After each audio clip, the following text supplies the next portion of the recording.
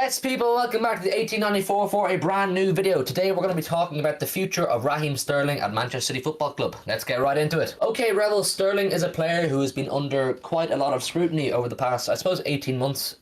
People have different ideas as to why he has had a prolonged period of below par performances. Some say the tactics, Pep's tactics don't suit him, the formation, playing down the middle doesn't suit him. I think it's quite a combination of a lot of things. But before we talk about his actual future and what we would like to see, what do you think about the whole thing? Because he's in and out of the team, he's struggling to get ahead of Phil Foden. The introduction of Jack Grealish probably did affect his confidence, and he's kind of stuck down the middle right now. And let's be real, we watched it for 18 months. The guy's not a striker.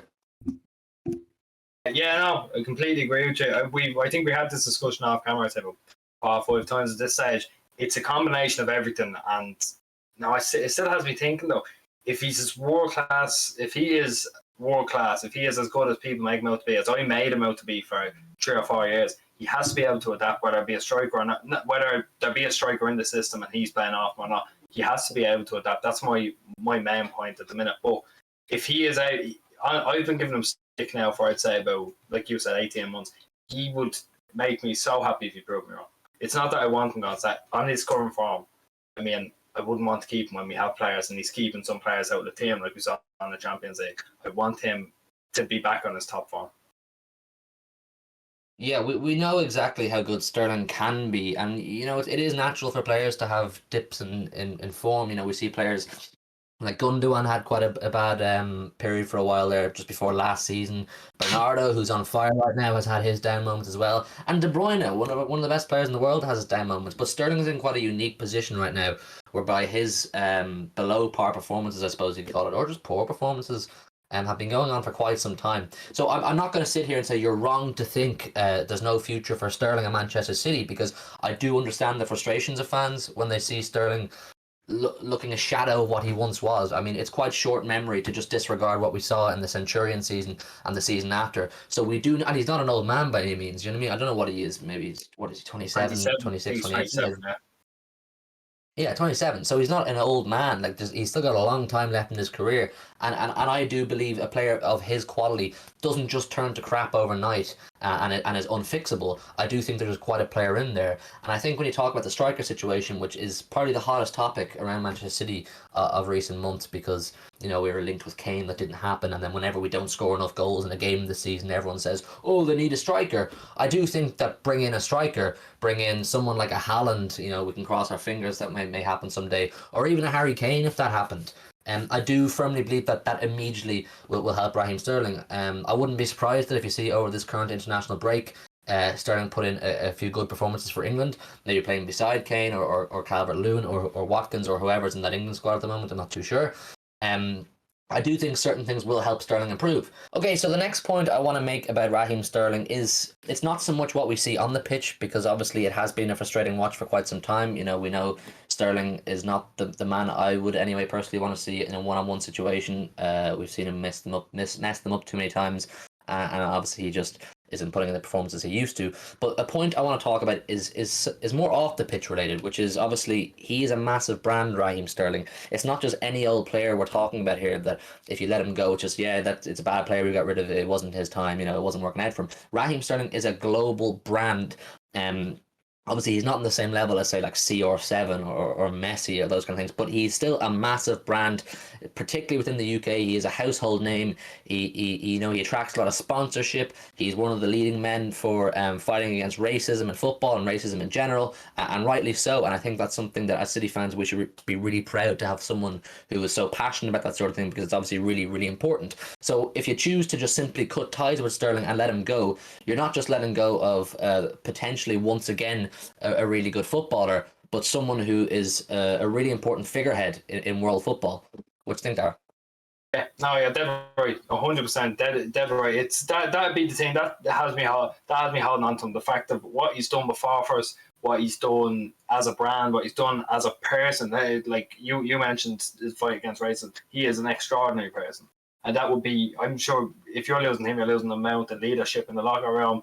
You're losing a lot about him. If one person goes, it can take character out of the dressing room completely, and that's what comes with it. But Do I think we're going to sell him? No, I think we're going to make sure we get him on a new contract. That's what I think.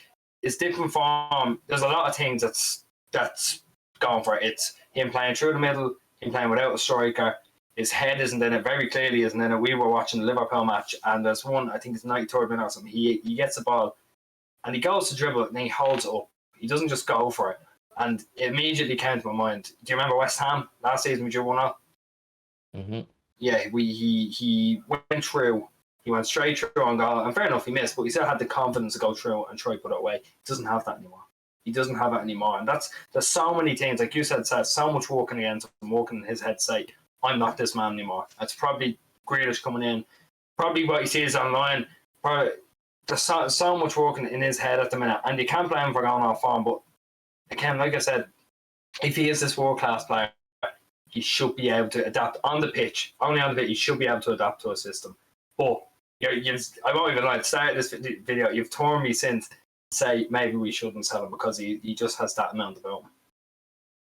Just before we, towards the end of the video, say exactly what we would like to see, specifically what we would like to see if we were in the boardroom, I do want to talk about and give the updates here from the tweets as to where he stands right now in terms of the contract situation. Mm-hmm. So obviously in recent weeks and months, and essentially really since we signed Jack Grealish and knew we were holding on to Bernardo Silva for the season, immediately overnight people started to question whether there was a future for Sterling at Manchester City. Obviously last season the talks in the papers began about the progression and the stalling and the kind of talks going on between the boardroom and Sterling over will he, won't he kind of thing. And then in recent days it's kind of emerged that Barcelona were apparently interested in coming in January for an initial loan move, and then maybe there'll be an option to buy or some sort of clause in the contract which would see Barcelona take him on permanently.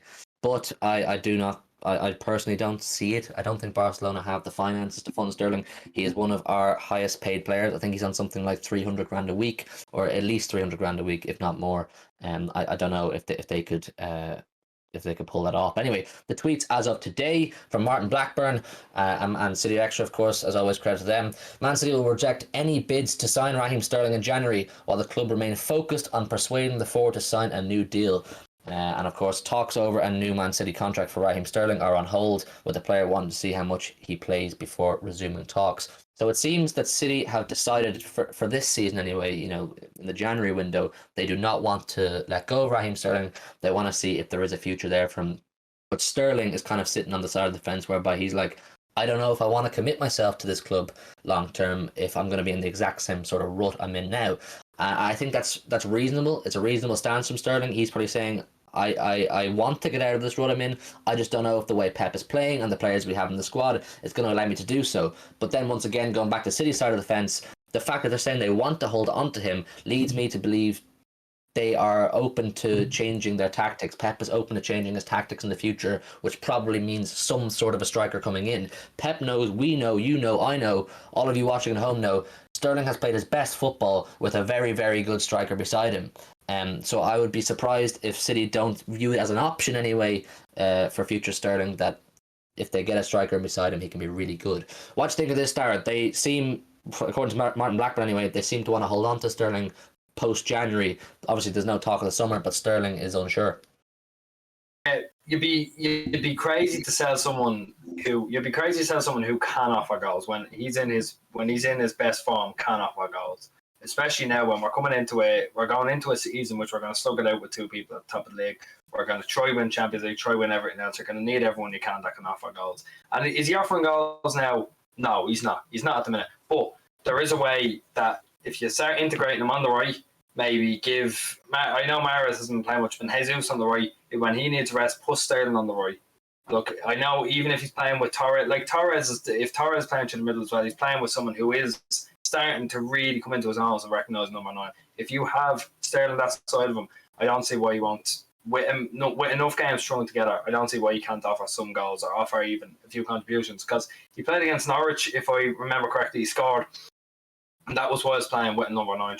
And that's what's going to happen when he is playing his best form. It'll be focused play down the left, put it in. Next thing you know, boom, Sterling's there. Sterling's there to finish at the back post. Sterling's there to finish it from the penalty spot or something. That was the way we played. We had Sané, we had Aguero in the middle, was always there, and if he wasn't there, Sterling was there. That was his best days. That was when he was playing his best, when he had those two beside him. And look, we have the players to do that. We do have the players. We have the quality to be able to play like that and to bring him back into his own. But if you can't do that, then we have to see what's going to happen with next summer. And the thing is, what Sterling did, he saw what De Bruyne did. He saw that he got a tactical analysis in, say, this is what I want. Do I offer this to the team? And they must have come back and said, yeah, because he's not taking a reduced salary. He wants to be earning what De Bruyne is earning. And with his status, you can understand why, but with his form, you can't understand why. You know what I mean? Yeah, absolutely. And there was a period in time there where I was really coming to the conclusion whereby I wouldn't have no problem with Sterling going. I would say maybe he does need a fresh challenge, just him personally. You know what I mean? There's no vendetta there. There's no bad feelings. Maybe just what he needs. But now I'm at the point where I'm saying, you know what? I'm absolutely open to the idea of seeing another year or so of Raheem Sterling on the basis that we do sign a striker. I understand squad depth is a massive thing in football. You know, you want to hold on to your best players all the time. And plenty of players may say, listen, I'm willing to leave a club like City and a manager like Pep because I'm simply not getting the game time. And you know, it's mad how we've held on to players like Jesus who are prime examples of that. You know, they weren't getting the game time that they possibly would have wanted, and now they are, and they're possibly reaping the rewards. So yeah, I stand in the position where I would like to see Sterling beside a striker, and then I think that would be the last straw. If it wasn't working out for him beside a striker, that would be the time where I'd say, you know what, we had some great years, but maybe it is time. But yeah, I still think there's a fantastic player in Raheem Sterling. We just need to get it out, and I'm not sure even for the rest of the season. I think you can play him in that number 9 role all you want, but you're not going to get much return. I listen. Fingers crossed he proves me wrong, but I don't think the return is going to be what it would be. And before we wrap up, what are your thoughts? What would you like to see from Raheem Sterling? My ideal scenario with Sterling is it's put on the right, and we'll just see what happens. If he comes out, if he scores even between 5 and 10 goals this season, it's him waking up and improving because I think he only has one this season. Would I be right? If he even made, I'm not sure. No, he's definitely scored one, right?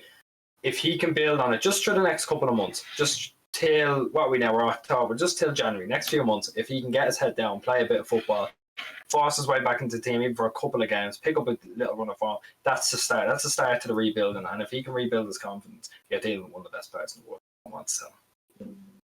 Yeah, listen, I it may seem really far-fetched now because we're seeing how good Foden is playing. Foden is one of the best players in the world right now. Don't even tell me otherwise. He really, really is. He's magnificent. And of course, we've seen glimpses of amazing stuff from Jack Grealish as well. But hear me out. I don't see why it is crazy to suggest the possibility of Raheem Sterling challenging them for a position, given, you know, the right run of games, the right players beside him. And listen, I know it's a lot to say. Players at this level shouldn't require so much to perform. But with a player like Sterling, I'm willing to persevere just that bit more. I don't see why he can't challenge Foden on the left. He can't challenge whoever's on the right.